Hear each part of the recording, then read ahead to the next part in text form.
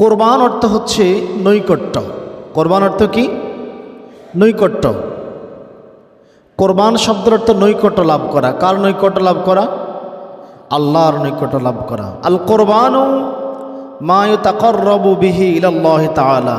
কোরবান ওই মাধ্যমকে বলা হয় যার দ্বারা আল্লাহর নৈকট্য হাসিল হয়। পরিভাষায় বলতে গেলে ঈদুল আজহার দিন, কোন দিন? ঈদুল আজহার দিন আল্লাহর সন্তুষ্টি লাভের উদ্দেশ্যে শরঈ তরিকায় যে পশু জবাই করা হয় তাকেই কোরবানি বলে। তাকেই কি বলে? কোরবানি বলে। সকালবেলায় রক্তিম সূর্য উদিত হওয়ার সময় কোরবানি করা হয় বলে, রক্তিম সূর্য উদিত হওয়ার পর কোরবানি করা হয় বলে এই দিবসকে ইয়াউমুল আদহা বলা হয়। কি বলা হয়? ইয়াউমুল আদহা। যেমন কোরআনুল কারিমে রয়েছে ওয়াদ্দোহা। কি রয়েছে? শপথ পূর্বাহ্নের, সকালবেলার। কখন? সকালবেলার, যখন সূর্য লাল টকটকে উদিত হয় ওই সময়ের। তো যেহেতু সূর্য উদিত হওয়ার পরেই কোরবানি করা হয়, তাই এই দিবসকে বলা হয় ঈদুল আদহা, ইয়াউমুল আদহা। যদিও কোরবানি পরবর্তীতে আরও 2 দিন করা যায়। সালাত এবং সিয়াম, জিহাদ, এই আমলগুলি পূর্ববর্তী সকল নবীর জাতির উপরে ছিল। সালাতের বিধান সকল নবীদের উপরে ছিল, সিয়ামের বিধান ছিল, জিহাদেরও বিধান ছিল। তেমনি করে পূর্ববর্তী সকল জাতির উপরে কোরবানির বিধানও ছিল।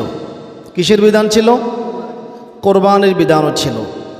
পূর্ববর্তী সকল জাতির মধ্যে কোরবানির বিধান বিদ্যমান ছিল, যা আমাদের উপরেও আছে। কেননা আল্লাহর মনোনীত জীবন ব্যবস্থার নাম কি বলেন তো? আদম আলাইহিস সালামের ধর্মের নাম কি ছিল? ইসলাম। নূহ আলাইহিস সালামের ধর্মের নাম? ইব্রাহিম আলাইহিস সালামের ধর্মের নাম? মুসা আলাইহিস সালামের ধর্মের নাম? তাহলে সকল নবীর ধর্মের নাম কি ছিল? জীবন ব্যবস্থার নাম যেহেতু ইসলাম ছিল, তাই ইসলাম যদি একটা বিধান, গুরুত্বপূর্ণ বিধান হয়, সকল জাতি পাবে এটা। তো কোরবানি একটি গুরুত্বপূর্ণ বিধান বিদায় এই কোরবানির বিধান প্রথাটা সকল নবী এবং তাদের জাতির উপরে ছিল। আমরা যদি বর্তমানেও তাকাই, পৃথিবীতে বর্তমানে যে সকল বাতিল ধর্ম আছে, হিন্দু ধর্ম বলেন, তারাও কোরবানি করে। তবে তারা কোরবানি বলে না, কি বলে? বলি বলে। কি বলে? বলি বলে। খ্রিস্টানরাও করে, ইহুদিরাও করে, কিন্তু তাদের পদ্ধতিগত বাতিল পদ্ধতিতে তারা করে। তারা আল্লাহর নামে না করে তারা তাদের দেবদেবী বিভিন্ন নামে, বিভিন্ন উপাস্যের নামে করে। কিন্তু মুসলমান একমাত্র কার নামে কোরবানি করে? আল্লাহর নামে কোরবানি করে। আল্লাহ তাআলা কোরআনুল কারিমেও বলতেছেন, আমি সকল জাতির মধ্যে কোরবানির বিধান রেখেছিলাম। আল্লাহ তাআলা বলেন কোরআনুল কারিম সূরা হজ আয়াত নং 34, ওয়ালিকুল্লি উম্মাতিন জাআলনা মানসাকান। আর আমি প্রত্যেক জাতির জন্য কোরবানির বিধান রেখেছিলাম। সুবহানাল্লাহ বলবেন না? আল্লাহ বলতেছেন আমি সকল জাতির জন্য কোরবানির বিধান রেখেছিলাম। এই জন্যই রেখেছিলাম যে লিয়াযকুরু ইসমাল্লাহি আলা মা রাযাকাহুম মিন বাহিমাতিল আনআম, যাতে করে তারা আল্লাহর নাম স্মরণ করতে পারে। কখন স্মরণ করবে? যেই সমস্ত পশু তিনি তাদেরকে রিজিক হিসাবে দিয়েছেন, এইগুলি জবাই করার সময়, সুবহানাল্লাহ বলবেন না? এই পশুগুলি জবাই করার সময় তারা যাতে আল্লাহর নাম স্মরণ করতে পারে। কার নাম? কার নাম? অন্য কারো নাম চলবে? একমাত্র আল্লাহর নামে জবাই করতে হবে। আল্লাহ তাআলা বলতেছেন আমি এই জন্য কোরবানির বিধান রেখেছিলাম। পরীক্ষা করতেছে বান্দা। আল্লাহ কিন্তু কোরবানির গোশতও চায় না, রক্তও চায় নাই। আল্লাহ বলতেছে বান্দা তুমি কি আমার নাম স্মরণ করো কি না, আমি সেটাই দেখব। অতঃপর আল্লাহ তাআলা বলতেছেন ফাইলাহুকুম ইলাহুম ওয়াহিদ, তোমাদের ইলাহ তো একমাত্র ইলাহ। আল্লাহ আবার বলতেছে, আল্লাহদের বলতেছে তোমরা আল্লাহর নাম স্মরণ করবা। কার নাম? তার পাশাপাশি আল্লাহ বলতেছে শোনো বান্দা, তোমাদেরকে শয়তান ধোঁকা দিচ্ছে, বুত্তুলিকরা ধোঁকা দিচ্ছে। ইলাহ কি একজন হয়? একজন ইলাহ দিয়ে কেমনে মহাজগৎ চলে? তারা বলতেছে বৃষ্টির জন্য একজন ইলাহা দরকার, তারা বলতেছে দুনিয়া পরিচালনার জন্য একজন ইলাহা দরকার, জীবনের জন্য একজন ইলাহা দরকার। প্রত্যেকের আলাদা আলাদা, প্রত্যেক বিষয় আলাদা আলাদা ইলাহ। আল্লাহ বলতেছে না বান্দা, প্রত্যেক বিষয়ের আলাদা আলাদা কোনো ইলাহ নেই, তোমরা জেনে রাখো ফাইলাহুকুম ইলাহুম ওয়াহিদ, তোমাদের ইলাহ একজন, তোমাদের ইলাহ তো এক ইলাহ। অতঃপর বলতেছেন ফালাহু আসলিমু, অতএব তোমরা তার নিকট আত্মসমর্পণ করো। কার নিকট? আল্লাহর নিকট আত্মসমর্পণ করো। ওয়াবাশশিরিল মুখবিতিন, আরও নবী সুসংবাদ দাও তাদেরকে যারা আনুগত্য করে। কার আনুগত্য করে? কার আনুগত্য করে? আল্লাহর আনুগত্য করে। ও নবী, আল্লাহ তাআলা অতঃপর বলতেছেন কিভাবে আনুগত্য করে? কোরবানের মাধ্যমে আনুগত্য করে। কিভাবে আনুগত্য করে? কোরবানিতে আল্লাহর নাম স্মরণ করার মাধ্যমে। কিভাবে আনুগত্য করে? এক আল্লাহর গোলামি করে তারা যখন আনুগত্য স্বীকার করে, ফালাহু আসলিমু, তারা যখন আত্মসমর্পণ করে, এইবারে হে নবী ওয়াবাশশিরিল মুখবিতিন, আপনি তাদেরকে সুসংবাদ দিয়ে দেন যারা এক আল্লাহর আনুগত্য করে। কার আনুগত্য করে? আল্লাহর আনুগত্য করে। কোরবানির বিধান আদম আলাইহিস সালাম থেকে চলমান। কার কাছ থেকে? পৃথিবীর প্রথম মানবকে আদম আলাইহিস সালাম না? আমরা আদমের বংশধর না? কেউ তো মাশাআল্লাহ, আমরা এখানে কিন্তু বানরের বংশধর নয়। আছেন নাকি কেউ? কেউ কি বানর, হনুমানের, শিম্পাঞ্জির বংশধর আছেন? আমরা আদম আলাইহিস সালামের বংশধর। কার বংশধর? আদম আলাইহিস সালামের দুই পুত্র হাবিল এবং কাবিল, নাম শুনছেন তো আপনারা? কাবিল এবং হাবিলের নাম শুনেন নাই? এই কাবিল এবং হাবিল থেকে কোরবানির বিধান আজও চলমান রয়েছে। আল্লাহু আকবার। লম্বা একটা ঘটনা রয়েছে, আমরা বিস্তারিত বর্ণনা করতে পারবো না যেহেতু আমাদের জুমার দিন সময় সংকীর্ণ। আমরা কোরআন এবং সুন্নাহ থেকে যে পরিমাণ আলোচনা আছে আমরা এটাই বলে যাব। আল্লাহ তাআলা আদম আলাইহিস সালামের সময়কার কোরবানির কথা স্মরণ করিয়ে দিয়ে বলেন, ও নবী আপনি তাদের কাছে ঘোষণা করেন। কোরআনুল কারীম সূরা মায়েদা 27 এবং 28 নম্বর আয়াত আল্লাহ তাআলা বলেন, ওয়াতলু আলাইহিম নাবা আবনাই আদম বিল হক, হে নবী আপনি তাদের নিকট আদমের দুই পুত্রের ঘটনা সুস্পষ্টভাবে বর্ণনা করে দেন। আল্লাহু আকবার। আল্লাহ তাআলা বলতেছেন, ও নবী আদম আলাইহিস সালামের দুই পুত্রের ঘটনা তাদের কাছে আপনি বিস্তারিত বর্ণনা করে দেন। কি ঘটনা? এতে ঘটনাটা কি আল্লাহ তাআলা নিজেই বলতেছেন। আল্লাহ নিজেই আল্লাহ নবীকে বলতেছেন, ও নবী কি ঘটনা আমি আপনাকে বলে দিচ্ছি, শোনেন।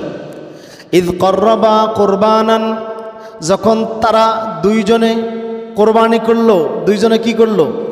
যখন আদমের দুই পুত্র কাবিল এবং হাবিল কোরবানি করলো, ফাতাকুব্বিলা মিন আহাদিহিমা, তাদের একজনের কোরবানি কবুল করা হলো। তাদের একজনের কোরবানি কবুল করা হলো। ওয়ালাম ইয়াতাকাব্বালু মিনাল আখারি, অপরজনের কোরবানি কবুল করা হলো না। একজনের কোরবানি কবুল হয়েছে, আরেকজনের কোরবানি কবুল হয় নাই। হাবিলের কোরবানি কবুল হয়েছে, কাবিলের কোরবানি কবুল হয় নাই। এখন কাবিলের কোরবানি যখন কবুল হয় নাই, পাপাচারীদের একটা স্বভাব আছে, এটা মনে রাখবেন সবসময়। নিজের পাপ অন্যের উপরে চাপায়। কথা কি বুঝে আসছে? নিজের পাপ অন্যের উপরে চাপায়। নিজের দোয়া কবুল হয় নাই, নিজে পাপ করছে, বাঁচার জন্য এখন অন্যকে দোষারোপ করে। এইবারে কাবিল যখন দেখলো তার কোরবানি কবুল হয় নাই, এইবারে কাবিল বলতেছে, কল আলা তুলান্নাকা, নিশ্চয়ই ও হাবিল শুনে রাখো আমি তোমাকে হত্যা করব। নাউজুবিল্লাহ। কাবিল বলতেছে, হাবিল তোমার কোরবানি যে কবুল হয়েছে মনে রাখবো আমি তোমাকে হত্যা করবো। পাপাচারে তার বোঝা অন্যের উপরে চাপায়। পাপাচারে তার বোঝা অন্যের উপরে চাপায়। অতঃপর বলতেছেন, যার কোরবানি কবুল হইল সে বলতেছে, হাবিল বলতেছে, ক্বালা ইন্নামা ইয়াতাকাব্বালুল্লাহু মিনাল মুত্তাকিন, নিশ্চয়ই আল্লাহ তো কেবল মুত্তাকিদের কাছ থেকে গ্রহণ করে। আল্লাহু আকবার। আল্লাহ কার কাছ থেকে গ্রহণ করে? মুত্তাকিদের কাছ থেকে গ্রহণ করে। কোনো পাপাচারী, কোনো হীনমন্য মানুষের কাছ থেকে আল্লাহ কোরবানি গ্রহণ করে না। কেননা হাবিল পশু পালন করতেন। হাবিল কোরবানির জন্য তার পশুপালের মধ্যে সবচাইতে উৎকৃষ্ট যে পশুটা দুম্বাটা ছিল সেটা আল্লাহর জন্য কোরবানি দিলেন। আর কাবিল কৃষি কাজ করত। সে একটু হীনমন্য এবং কৃপণ স্বভাবের লোক। কি স্বভাবের লোক আছে? আল্লাহ নবী বলেছেন, খবরদার তোমরা কৃপণতা থেকে বেঁচে থাকো, কেননা কৃপণতার কারণে আমি পূর্বের বহু জাতিকে ধ্বংস করে দিয়েছি, বহু জাতিকে ধ্বংস করে দিয়েছি, এটা আল্লাহর ঘোষণা।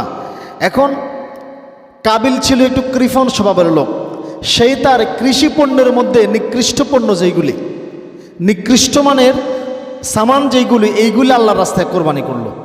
ওই সময় কোরবানির কথা ছিল একটা নির্দিষ্ট জায়গায় কোরবানি করে সেটাকে ওই জায়গায় রেখে দিতে হতো। যার কোরবানি কবুল হয়েছে আল্লাহ তার কোরবানিটা আসমান থেকে আগুন পাঠাই জ্বালায় উঠে নিয়ে যেতেন। সুবহানাল্লাহ বলবেন না? বর্তমান যদি এই সিস্টেম থাকতো, আমার মনে হয় কাবা ঘরের ইমাম সাহেব কোরবানি দিত 100বার চিন্তা করতো, যদি কোরবানি না কবুলটা না হয় অবস্থাটা কি হবে। আজকে কোরবানি এক সামাজিক ট্র্যাডিশন হয়ে গেছে, এই ট্র্যাডিশন আর কেউ পালন করতো না, এই ট্র্যাডিশন হিসেবে কেউ পালন করতো না যদি এই বিধান থাকতো।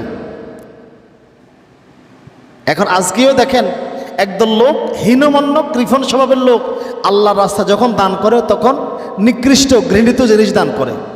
মসজিদেও আমরা দেখি জুমার দিন 2, 4, 5 টাকা 10 টাকা দেয়, সেখানেও দেখবেন পুরা সপ্তাহ সিরা ফাটা দুর্বল নোটস যেটা, এটা মসজিদে দিবে। ওই যে কাবিলের স্বভাব, এটা কার স্বভাব? কাবিলের স্বভাব। মনে রাখবেন, কারো গায়ে লাগলে আমার কিছু করার নাই, এটা তো কোরআনের কথা, এটাকে আমার কথা। এরপর আল্লাহ তাআলা বলতেছেন, তাদের ঘটনা মনে করে বলতেছেন, এইবারে হাবিল বলতেছেন কাবিলকে, লাইম বাসাত্তা ইলাইয়া ইয়াদাকা লিতাকতুলানি, ও আমার ভাই শোনো, আমাকে হত্যা করার জন্য তুমি যদি তোমার হাত প্রসারিত করো, তুমি যদি তোমার হাত আমাকে হত্যা করার জন্য প্রসারিত করো, শুনে রাখো, মা আনা বিবাসিতি ইয়াদিয়া ইলাইকা লিআকতুলাকা, অবশ্যই আমি তোমাকে হত্যা করার জন্য আমার হাতকে প্রসারিত করব না। আল্লাহু আকবার। ভাই, তুমি আমাকে হত্যা করার জন্য তুমি যদি হাত বাড়াও, মনে রেখো আমি হাত বাড়াবো না। কেন আমি হাত বাড়াবো না? তিনি বলতেছেন, ইন্নী আখাফুল্লাহ রব্বুল আলামিন, আমি জগৎ সমূহের প্রতিপালক আল্লাহকে ভয় করি। আল্লাহু আকবার। হাবিল বলতেছে, তুমি যদি আমাকে হত্যা করার জন্য হাত বাড়াও, তবু আমি হাত বাড়াবো না। কেন? আমি কাকে ভয় করি? আল্লাহ, জগৎ সমূহের প্রতিপালক আল্লাহকে ভয় করি। অতএব আদম আলাইহিস সালামের 2 পুত্রের মাধ্যমেই কোরবানির বিধান শুরু হয়েছে, যা আজও চলমান রয়েছে। আর আমরা যেটা বুঝতে পারলাম আজকের এই আয়াত থেকে, আল্লাহ তাকওয়া, অন্তরের খবর কি কবুল করবেন?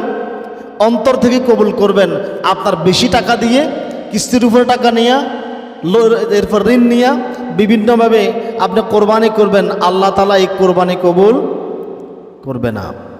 আর এর দ্বারা বোঝা যায়, আমরা এই আয়াত থেকে যেটা বুঝলাম, পাপীদের স্বভাব। পৃথিবীতে প্রথম হত্যাকাণ্ড ঘটিয়েছেন আদম আলাইহিস সালামের পুত্র কাবিল। পৃথিবীর প্রথম বিশৃঙ্খলাকারী কে? কাবিল। আমরা এর দ্বারা বুঝতে পারলাম, পাপীরা নিজেদের মতবাদ জোর করে অন্যের উপর প্রতিষ্ঠিত করতে চায়। আল্লাহ বলতেছে, যেহেতু আদমের সন্তানরা জোড়ায় জোড়ায় জন্মগ্রহণ করে, আগের জনের ছেলে পরের জনের মেয়ে, পরের জনের মেয়ে আগের জনের ছেলের সাথে বিবাহ হবে।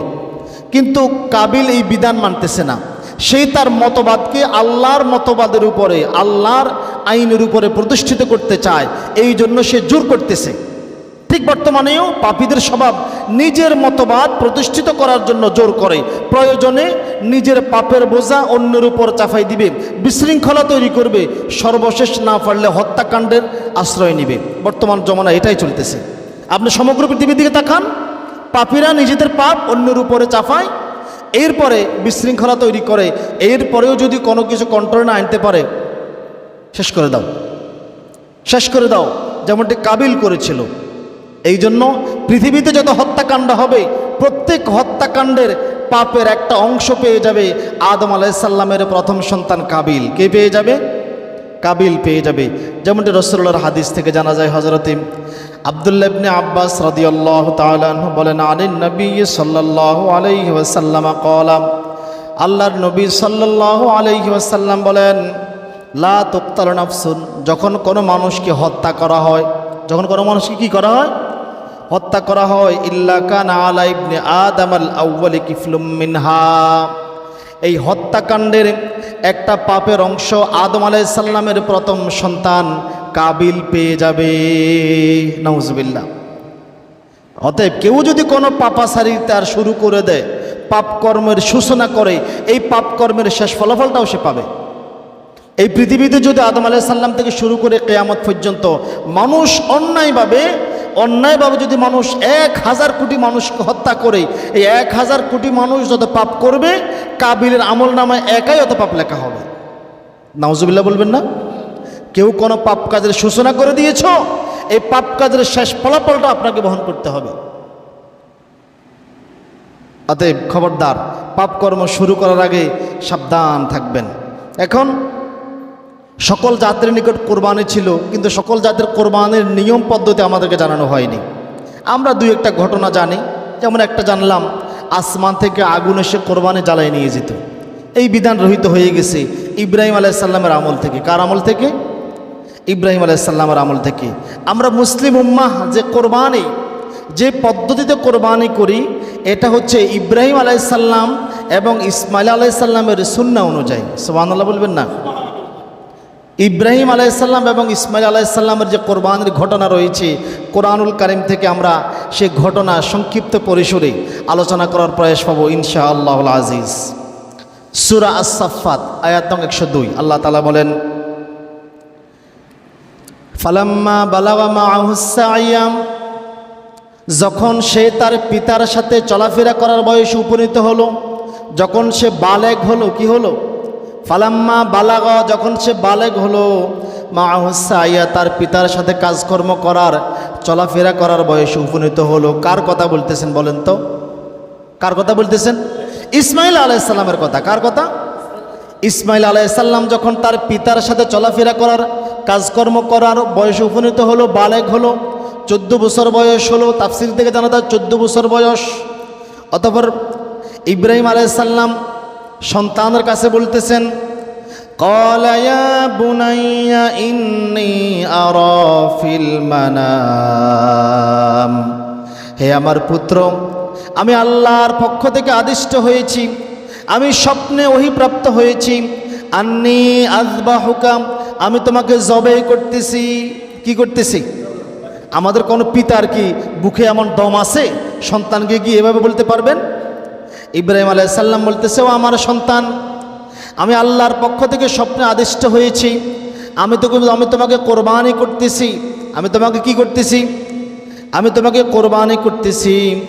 অতঃপর ইব্রাহিম আলাইহিস সালাম বলেন, ফানজুর মাযা তারা, এখন বলো এই ব্যাপারে তোমার মতামত কি? ইব্রাহিম আলাইহিস সালাম পুত্র ইসমাইল আলাইহিস সালামকে জিজ্ঞাসা করে, পুত্র, আমি স্বপ্নে দেখেছি আমি তোমাকে জবাই করতেছি, এখন বলো দেখি এই ব্যাপারে তোমার কি মতামত রয়েছে। দেখুন, পিতার এই কথার জবাবে আমাদের দেশে সন্তান হলে পালাই যেত, ঠিক না? বাড়ি থেকে পালাই যেত, চেয়ারম্যান মেম্বার নিয়ে বিচার বসাইতো। কিন্তু ইসমাইল আলাইহিস সালাম বাপকা বেটা, যেমন পিতা তেমন পুত্র, আল্লাহ তাআলার মহান পরীক্ষা। ইসমাইল আলাইহিস সালাম জবাব দিচ্ছেন, ক্বালা ইয়া আবাতি ইফআল মা তু'মারু সাতাজিদুনি ইনশাআল্লাহু মিনাস সাবিরিন। সে বলতেছেন, হে আমার পিতা, আল্লাহর পক্ষ থেকে আপনি যা আদিষ্ট হয়েছেন, আপনাকে যেই ব্যাপারে নির্দেশ দেওয়া হয়েছে, আপনি তা যথাযথভাবে আদায় করেন। সুবহানাল্লাহ বলবেন না? সন্তান বলতেছে, আল্লাহ আপনাকে যে আদেশ দিয়েছে আমাকে জবাই করার জন্য, আপনি আমাকে জবাই করেন। এরপরে বলতেছেন, ইনশাআল্লাহু মিনাস সাবিরিন, আল্লাহ চাহিত, আল্লাহর ইচ্ছায় আপনি আমাকে ধৈর্যশীলদের অন্তর্ভুক্ত দেখতে পাবেন। আল্লাহু আকবার! কি ঈমান! কেমন ঈমান! কেমন ঈমান থাকলে এমনভাবে কথা আসতে পারে, আপনি জবাই করার সময় আমাকে ধৈর্যশীলদের অন্তর্ভুক্ত দেখতে পাবেন। কতটুকুন আল্লাহর প্রতি ঈমান এনেছিল এই 14 বছর বয়স্ক বালক। এটাই হলো নবীদের ঈমান। যেমন বাপ তেমন তার পুত্র। আল্লাহর আদেশ পালনে কোনো প্রশ্ন করে নাই, একটা প্রশ্ন করে নাই। ইব্রাহিম আলাইহিস সালামকে আল্লাহ তাআলা 86 বছর বয়সে প্রথম সন্তান দান করেছেন। কত বছর বয়সে? 86 বছর বয়সে প্রথম সন্তান দান করেছেন। ইব্রাহিম আলাইহিস সালামের বয়স যখন 100 বছর হইল, পুত্রের বয়স 14 বছর হইল, আল্লাহ তাআলা এবারে আদেশ দিচ্ছেন, ইব্রাহিম তোমার সন্তানকে জবাই করো। কেমন পরীক্ষা এটা! কি মহান পরীক্ষা! সেই পরীক্ষায় ইব্রাহিম আলাইহিস সালাম এই প্রশ্ন করেন, আল্লাহ কি বলতেছেন? আমাকে একটা সন্তান দিলেন, আবার বলতেছেন তাকে জবাই করার জন্য। কোনো প্রশ্ন ছাড়াই আল্লাহর আদেশ মেনে নিয়েছেন। আল্লাহু আকবার! এর নাম হচ্ছে ঈমান। এর নাম হচ্ছে কি? এর নাম হচ্ছে ঈমান। আমরাও ঈমানদার। কেমন ঈমানদার সেটা বোঝা যায় আমাদেরকে দেখলে। হায় হায়, কঠিন অবস্থা। আমরাও আমাদের সন্তানদেরকে কোরবানি করি, কিন্তু আল্লাহর খুশির জন্য না, শয়তানের খুশির জন্য। কার খুশির জন্য? নয়তো আপনি পিতা, আপনি মাতা, আপনার সন্তান ফজরের সময় ঘুমায় থাকে কেমনে? আপনি তো আপনার সন্তানকে আগুনে নিক্ষেপ করতেছেন। কথা বলেন না? আপনি কি আপনার সন্তানকে আগুনে নিক্ষেপ করতেছেন না? আপনি নামাজ পড়লেন, মসজিদে আসে আপনার ছেলে ঘুমায় থাকলো। আপনি মা, আপনি নামাজ পড়লেন, আপনি কোরআন তেলাওয়াত করলেন, আপনার ছেলেটা দিনের 8টায় ঘুম থেকে উঠলো, এর দায়ভার কে নেবে? আপনি কি আপনার সন্তানকে শয়তানের জন্য কোরবানি করতেছেন না? অবশ্যই শয়তানের জন্য কোরবানি করতেছেন। সাবধান থাকবেন। ইব্রাহিম আলাইহিস সালাম এই চরম পরীক্ষা, ইব্রাহিম আলাইহিস সালামের তো পূর্ব অভিজ্ঞতা ছিল। কি ছিল? এর আগে ইব্রাহিম আলাইহিস সালাম অগ্নিকুণ্ডে নিক্ষিপ্ত হয়েছে, আল্লাহ তাআলা তাকে রক্ষা করছেন না? এইভাবে আরও অনেকগুলি পরীক্ষাতে ইব্রাহিম আলাইহিস সালাম উত্তীর্ণ হয়েছে। কিন্তু চরম বিস্ময় হচ্ছে ইসমাইল আলাইহিস সালামের জবাব। 14 বছর বয়সের একজন বালক আল্লাহর রাস্তায় নিজেকে কোরবানি দেওয়ার জন্য বিস্ময়কর জবাব দিয়েছেন। বিস্ময়কর জবাব, এমন জবাব বর্তমান পৃথিবীর কেউ দিতে পারবে না। কেউ দিতে পারবে না। কোনো প্রশ্ন করে নাই ইসমাইল আলাইহিস সালাম। এই প্রশ্ন করেন, আমার পিতা আল্লাহ কি পৃথিবীতে কোরবানি করার জন্য আর কিছু দেখে নাই? আমাকে দেখলো? এই প্রশ্ন করে নাই। এই প্রশ্ন করে নাই। দ্বিধাহীন চিত্তে, প্রশ্নহীনভাবে আল্লাহর এই আদেশকে ইসমাইল আলাইহিস সালাম মাথা পেতে নিয়েছেন। এই জন্য পুরস্কার হিসেবেই আল্লাহ তাআলা ইসমাইল আলাইহিস সালামের বংশে সর্বশ্রেষ্ঠ মহামানব খতামুল আম্বিয়া, খতামুন নবিয়্যিন মুহাম্মদুর রাসূলুল্লাহ সাল্লাল্লাহু আলাইহি সাল্লামকে পাঠিয়েছেন। পুরস্কার দেখছেন? আল্লাহ পুরস্কার কেমন দেয়! আল্লাহু আকবার! তারা উভয় আল্লাহর নিকট আত্মসমর্পণ করেছিল। পিতা পুত্র উভয় আল্লাহর নিকট আত্মসমর্পণ করেছিল। যেই ঘটনা আল্লাহ তাআলা কোরআনুল কারিমে এভাবে ইরশাদ করতেছেন, সূরা সাফফাত আয়াত নং 103 থেকে 109। আল্লাহ তাআলা বলেন, ফালাম্মা আসলামা ওয়া তাল্লাহু লিল জাবিন। তারা উভয় আত্মসমর্পণ করলো। কার নিকট? তারা উভয় আল্লাহর নিকট আত্মসমর্পণ করলো, অতঃপর তাকে জবাই করার জন্য কাত করে শুইয়ে দিল। আল্লাহু আকবার! নিজের সন্তানকে নিজে শুইয়ে দিল জবাই করার জন্য। তাফসিরে এসেছে তাকে উপর করে শুইয়ে দিয়েছে, কোন তাফসিরে এসে তাকে কাত করে শুইয়ে দিয়েছে। কেন? এটা ইসমাইল আলাইহিস সালামের অনুরোধ ছিল, পিতা আমাকে উপর করে সরাই দেন, যাতে করে জবাই করার সময় আমার চেহারার দিকে নজর করে আপনার মনে আল্লাহর আদেশ পালনে কোনো বাধা সৃষ্টি না হয়। আল্লাহু আকবার! কেমন ইমানদার! 14 বছর বয়সে একজন বালকের মুখ দিয়ে কী কথা এসেছে? আমাকে উপর করে শোয়াই দেন, আমাকে কাত করে শোয়াই দেন, যাতে আমার চেহারা আপনার চোখের দিকে না বাজে, যাতে আপনার আদেশ পালনে আপনার অন্তর যাতে কেঁপে না ওঠে। আল্লাহর আদেশ। আল্লাহু আকবার! আল্লাহু আকবার! অতঃপর আল্লাহ তাআলা বলেন, যখন এইভাবে পিতা পুত্র আত্মসমর্পণ করলো, ইসমাইল আলাইহিস সালামকে জবাই করার জন্য শুইয়ে দিল, আল্লাহ তাআলা বলেন, ওয়ানাদাইনাহু আইয়া ইব্রাহিম। আমি ডেকে বললাম, ও ইব্রাহিম থামো। আল্লাহু আকবার! আল্লাহু আকবার! কদ সাদ্দাকতার রুইয়া। তুমি তোমার স্বপ্ন সত্যে পরিণত করেছ। আল্লাহু আকবার! ইব্রাহিম, আমি তোমাকে যে আদেশ দিয়েছিলাম তুমি আমার আদেশ সত্যে পরিণত করেছ। ইন্না কাযালিকা নাজজিল মুহসিনিন। নিশ্চয়ই আমি এইভাবেই সৎকর্মশীল বান্দাদেরকে পুরস্কৃত করে থাকি। আল্লাহু আকবার! আল্লাহ বলতেছেন, এইভাবেই তো আমি সৎকর্মশীল বান্দাদেরকে পুরস্কৃত করে থাকি। কিভাবে? আল্লাহ তাআলা বলতেছেন, এই যখন ইসমাইল আলাইহিস সালামকে জবাই করে দিবে, পিতার নাড়ি ছেড়ে দাও, পিতার কলিজা কেটে ফেলা, সন্তানকে জবাই করা, আল্লাহ তাআলা বলতেছেন আমি এইভাবে পুরস্কৃত করি। কিভাবে? আল্লাহ তাআলা বলতেছেন, এরপরে বলতেছেন, ইন্না হাযা লাহুয়াল বালাউল মুবিন। নিশ্চয়ই এটা ছিল একটা সুস্পষ্ট পরীক্ষা। কি ছিল? এই পরীক্ষা ছিল। এখন পিতা পুত্র যখন পরীক্ষা উত্তীর্ণ হয়েছে, আল্লাহ বলতেছেন এবারে পুরস্কার লও। কি পুরস্কার? ওয়াফাদাইনাহু বিযিবহিন আযীম। আমি তার পরিবর্তে পাঠিয়ে দিলাম একটি মহান কোরবানি। আল্লাহু আকবার! ওই সেই কোরবানি যেই কোরবানি হাবিল করেছিল, যেই দুম্বা হাবিল করেছিল, আল্লাহ ওই দুম্বাটাকে জান্নাতে সংরক্ষিত করে রেখেছেন। ইসমাইল আলাইহিস সালামের পরিবর্তে আল্লাহ সে দুম্বাকে প্রেরণ করে দিয়েছেন। আল্লাহু আকবার। আল্লাহ বলতেছেন, পরীক্ষা উত্তীর্ণ হয়েছ, এখন পুরস্কার নাও। ওয়া ফাদাইনাহু বিযিবহিন আযীম, আমি তার পরিবর্তে তাকে মুক্ত করার জন্য দিয়ে দিলাম একটি মহান কোরবানি। আর এই কোরবানির বিধানকে ওয়া তারাকনা আলাইহি ফিল আখিরিন, পরবর্তীদের মধ্যে আমি এই কোরবানির বিধানকে রেখে দিলাম। আল্লাহু আকবার। কোরবানির এই রীতি পদ্ধতিকে আমি পরবর্তীদের মধ্যে রেখে দিলাম। অতঃপর আল্লাহ তাআলা বলেন, সালামুন আলা ইব্রাহিম, শান্তি অবতীর্ণ হোক কার উপর? ইব্রাহিমের উপর। আল্লাহু আকবার। এই হচ্ছে আল্লাহ তাআলার মহান পুরস্কার। আর আমাদেরকে যদি এমন পরীক্ষা করে, পরীক্ষা দেওয়ার আগে ফেল, পরীক্ষা দেওয়ার আগে কি ফেল। আর সন্তান কোরবানি দিব কি, কোনো জায়গায় 10,000 টাকাতে কোরবানি দেয় না। সপ্তাহে যদি মসজিদে 10 টাকা কোরবানি করে, তাও এটা মধ্যখানে সিডা, যে এই নোট দোকানদারে লয় না। কথা বোঝেন না? দোকানদারের কাছে দিলে যে নোট ফিরাই দেয়, করে এটা চলতো না, ওই নোট আনি মসজিদে গোছায়। আছে কি না? এমনটা হচ্ছে। অতএব খবরদার, আল্লাহর রাস্তায় কোরবানি দেওয়ার সময় উত্তমটাকে কোরবানি করবেন, উত্তম জিনিস কোরবানি করবেন। আর আমাদের উম্মতি মুহাম্মাদের উপরে যে কোরবানির বিধান রয়েছে, সেটা হচ্ছে এই ইব্রাহিম আলাইহিস সালাম এবং ইসমাইল আলাইহিস সালামের অনুসরণে সেই সুন্নাহ মোতাবেক কোরবানি আমাদের মধ্যে আজও চলমান রয়েছে। সুতরাং কোরবানির মাধ্যমে আল্লাহ তাআলা আমাদেরও পরীক্ষা নিচ্ছেন। আমাদেরও কি নিচ্ছেন? শুধু ইব্রাহিম আলাইহিস সালাম আর ইসমাইল আলাইহিস সালামের পরীক্ষা নিচ্ছে বিষয়টা এমনটা নয়, আমাদের পরীক্ষা নিচ্ছেন। আমাদের কি পরীক্ষা নিচ্ছেন? আমরা আসলে কি উদ্দেশ্য কোরবানি করতেছি? উদ্দেশ্যটা কি? মান সম্মান বাঁচানোর জন্য? সামাজিকতা রক্ষা করার জন্য? আমরা কি উদ্দেশ্য কোরবানি করতেছি? কার উদ্দেশ্য কোরবানি করতেছি? আমার অন্তরটা কার জন্য? আসলে কোরবানিটা কার উদ্দেশ্য করতেছি? কেন কোরবানি করতেছি? আমরাও কি কোরবানিতে উত্তম বস্তু কোরবানি দিতে প্রস্তুত আছি? আল্লাহ আমাদের পরীক্ষা নিচ্ছে। কোরবানির শিক্ষা নিয়ে আল্লাহ তাআলা, কোরবানির শিক্ষা নিয়ে আমরা কি আসলে মানুষ হতে পেরেছি? আমাদের ভিতরে যে পশুত্ব আছে, সেই পশুত্বকে জবাই করে কোরবানির সাথে আমরা কি মানুষ হতে পেরেছি? আমরাও কি আল্লাহর রাস্তায় নিজের জীবনকে কোরবানি করতে প্রস্তুত আছি কিনা, আল্লাহ তাআলা আমাদের পরীক্ষা নিচ্ছেন।